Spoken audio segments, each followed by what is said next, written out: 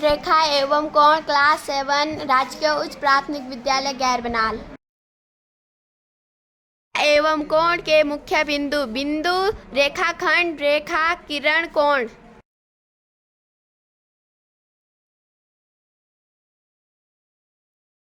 बिंदु समतल में एक स्थिति को बताने के लिए एक छोटा चिन्ह है।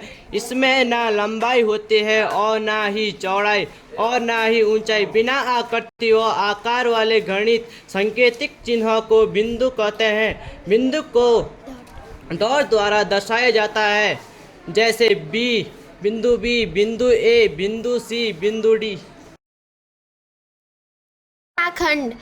रेखाखंड किसी भी बिंदु से किसी अन्य बिंदु तक खींची गई सीधी रेखा को रेखाखंड कहते हैं। एक रेखाखंड को परिभाषित करने के लिए हमें बिंदु और रेखाखंड के बारे में पता होना चाहिए।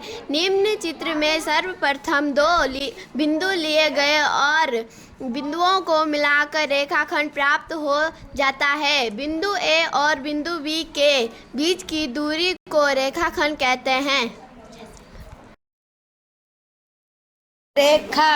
रेखा का अंतिम बिंदु और प्रारंभिक बिंदु का पता नहीं होता है। इसे दोनों तरफ से जितना चाहे उतना बढ़ा सकते हैं। रेखा में कम से कम 2 बिंदु होता है और अधिक से अधिक अनंत बिंदु होता है। उदाहरण ए बी अनंत।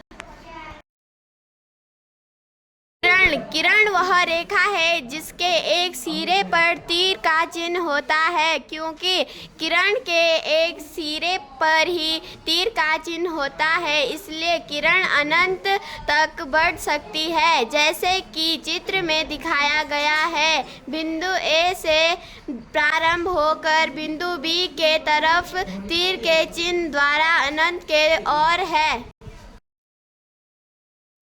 कोण एंगल। यदि कोई रेखा अपने एक सिरे को स्थिर रखकर घूमती हुई अपनी स्थिति में परिवर्तन करती है तो रेखा का परिक्रमण की माप को कोण कहते हैं। कोण के निम्नलिखित भागों में विभाजित किया जाता है: न्यून कोण, समकोण, अधिक कोण, सरल कोण, प्रतिवर्ती कोण, पूर्ण कोण आदि।